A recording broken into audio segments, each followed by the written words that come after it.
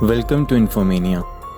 آپ میں سے تقریباً ہر شخص نے قصے کہانی یا فلموں میں کسی نہ کسی خوفناک مخلوق کا ذکر ضرور سنا ہوگا، اور یہ بھی سچ ہے کہ ایسی مخلوق اور بلائیں حقیقت میں کوئی وجود نہیں رکھتی۔ آج ہم آپ کو ایک ایسی ہی مخلوق کے بارے میں بتائیں گے جو کہ نہ صرف حقیقت میں وجود رکھتی ہے بلکہ اس کا ذکر قرآن کریم میں بھی موجود ہے۔ یاجوج ماجوج۔ انسانوں کی طرح دکھنے والی اس مخلوق کی کتنی اقسام ہیں، ان کی تعداد کتنی ہے، یہ کیا کھاتے ہیں، یہ کہاں پہ قید ہیں، اور یہ دنیا میں دوبارہ کب آئیں گے؟ یہ تمام تر معلومات جاننے کے لیے ویڈیو کو اینڈ تک لازمی دیکھیے گا۔ یاجوج ماجوج حضرت ذوالقرنین کے زمانے میں موجود تھے۔ حضرت ذوالقرنین حضرت نوح علیہ السلام کے بعد پہلی شخصیت تھیں جن کی حکومت میں مشرق اور مغرب کے تمام ممالک شامل تھے۔ مشرق و مغرب میں خدا کے بندوں کو تبلیغ کرنے کے بعد حضرت ذوالقرنین جب فارغ ہوئے تو انہوں نے اپنا رخ صد کی طرف کیا، جس کا ذکر قرآن کریم میں موجود ہے۔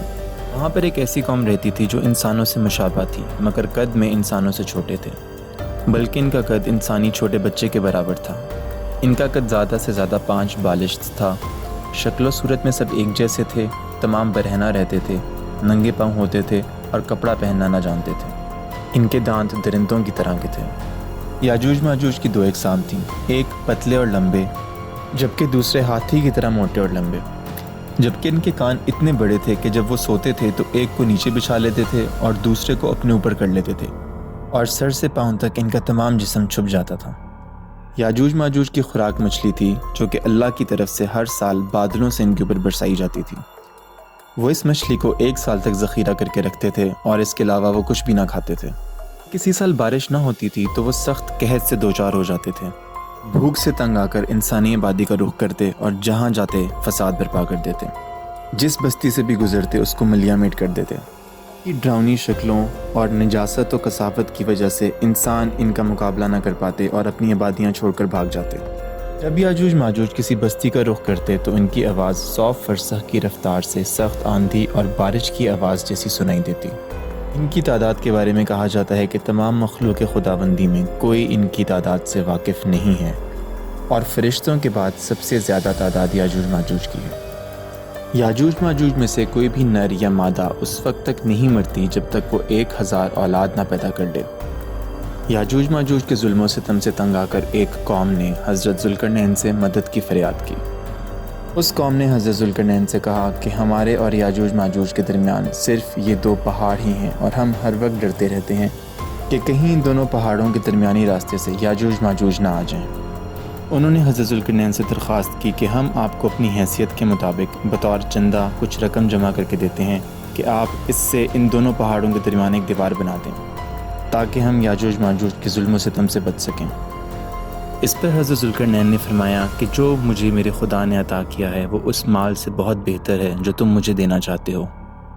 حضرت ذوالقرنین نے اس قوم سے کہا کہ تم لوگ صرف قوت سے میری مدد کرو تاکہ میں تمہارے اور یاجوج ماجوج کے درمیان ایک دیوار بنا سکوں۔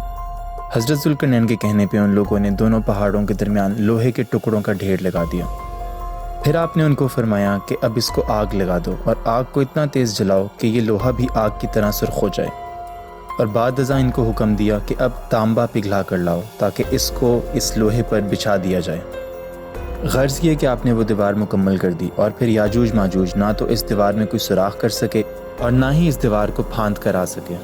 اور پھر حضرت ذوالقرنین نے فرمایا کہ یہ میرے رب کی رحمت ہے، پھر جب میرے رب کا وعدہ آئے گا تو وہ اس دیوار کو پاش پاش کر دے گا، اور میرے رب کا وعدہ سچا ہے۔ اس دیوار کی لمبائی 3 میل ہے، جبکہ دیوار بنوانے سے پہلے حضرت ذوالقرنین نے اتنی گہری بنیاد کھدوائی کہ زمین سے پانی نکل آیا، اور اس بنیاد پر یہ دیوار بنائی گئی۔ اس دیوار کی چوڑائی 1 میل رکھی گئی۔ ہر سال یاجوج ماجوج اس دیوار کے پاس آتے ہیں، مگر یہ دیوار ان کو نکلنے نہیں دیتی اور وہ واپس چلے جاتے ہیں۔ یہ دیوار جس نے یاجوج ماجوج کو روک رکھا ہے، یہ کہاں پہ واقع ہے؟ اس کی اصل لوکیشن کے بارے میں متضاد بیانات ہیں۔ بعض لوگوں کے مطابق یہ نارتھ پول اور ساؤتھ پول کے درمیان کا کوئی علاقہ ہے جسے انسان نے ابھی تک مکمل تسخیر نہیں کیا۔ کچھ مورخین کے نزدیک یہ دیوار سائبیریا یا ہمالیہ کے پہاڑی علاقوں میں واقع ہے، جبکہ بعض کا یہ کہنا ہے کہ یہ آذربائیجان، ارمینیا اور جارجیا کے شمال کا کوئی علاقہ ہے۔ قرب قیامت وہ دن آئے گا جب اللہ تعالیٰ کا وعدہ پورا ہوگا اور یاجوج ماجوج کو کھول دیا جائے گا۔ وہ دیوار پاش پاش ہو جائے گی اور یاجوج ماجوج پوری دنیا میں تباہی مچا دیں گے۔ یاجوج ماجوج جب کسی ندی، دریا یا جھیل کے پاس سے گزریں گے تو اس کا سارا پانی پی جائیں گے، یہاں تک کہ دیکھنے والوں کو یہ یقین ہو جائے گا کہ یہاں پر تو کوئی جھیل، ندی یا دریا کبھی موجود ہی نہ تھا۔ دنیا میں تباہی اور بربادی اور فساد برپا کرنے کے بعد یاجوج ماجوج کی ہمت اس قدر بڑھ جائے گی کہ وہ اپنے تیروں کو آسمان کی طرف پھینکیں گے۔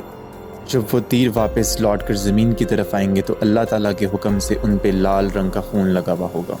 یہ دیکھ کر یاجوج ماجوج کی ہمت اور بڑھ جائے گی اور وہ یہ سوچیں گے کہ انہوں نے آسمانی مخلوق کو بھی مار گرایا ہے۔ یاجوج ماجوج کا ظلم عروج پر پہنچنے کے بعد اللہ کے نیک بندوں کی دعا سے اللہ ان پہ ایک ایسی بیماری نازل کرے گا جو راتوں رات پورے یاجوج ماجوج کی قوم کو برباد اور تباہ کر دے گی، اور پھر اللہ تعالیٰ ایک خاص قسم کے پرندوں کو بھیجے گا جو کہ ان کی ہڈیوں اور گوشت کو کھا جائیں گے اور ان کی غلاظت سے پوری دنیا کو پاک کر دیں گے۔